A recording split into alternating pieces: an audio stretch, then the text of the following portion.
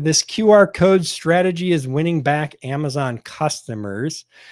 Amazon sellers often face the challenge of not owning customer relationships, but Dave Law, founder of Zeepy, implemented a QR code strategy to overcome this by placing QR codes on product packaging and directing buyers to their website.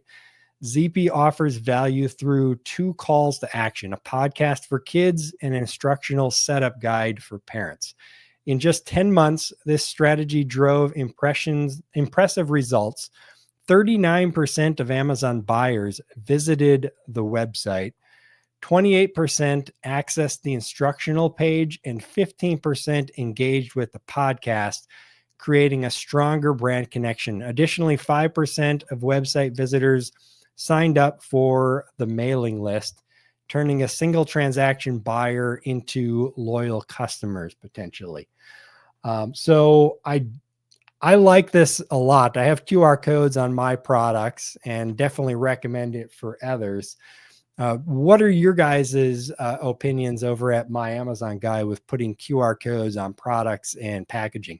Yeah, I mean, QR codes have been a thing for years now, right? And it's always going to be something I encourage, as long as you aren't breaking TOS with whatever you're putting in the QR code. And there are some things you have to watch out when you lead people to your site with what you do. But it's a great way to get like an email list going as well, to kind of do some off Amazon or even on Amazon email marketing, right? Yep.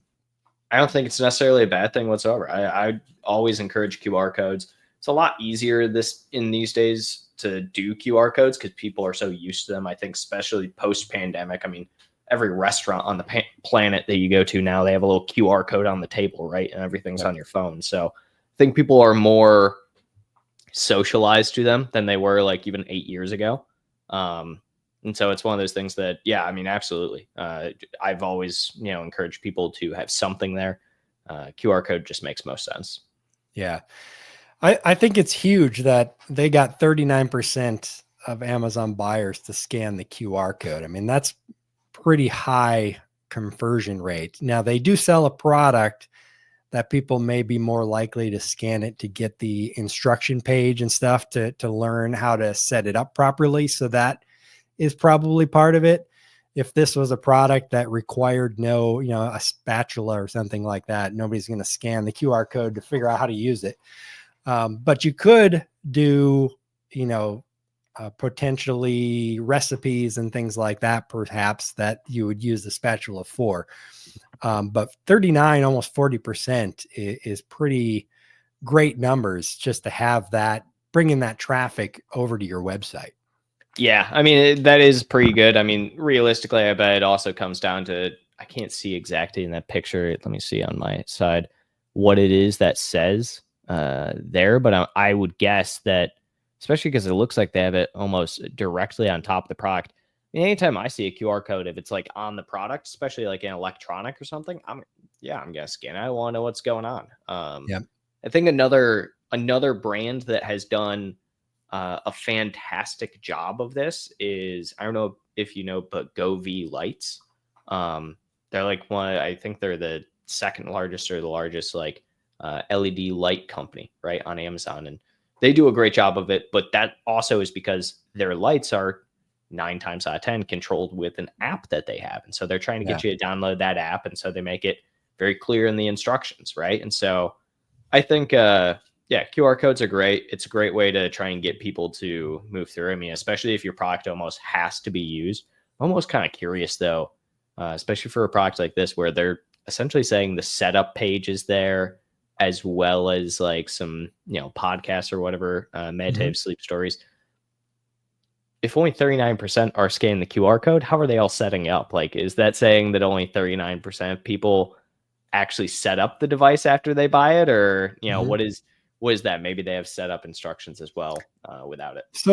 So the QR code that he's shown in this picture is listen to the Zeepy Sleep podcast. So it's a reference to the podcast. So I'm assuming they have, instructions on the box or in the box, just like anything.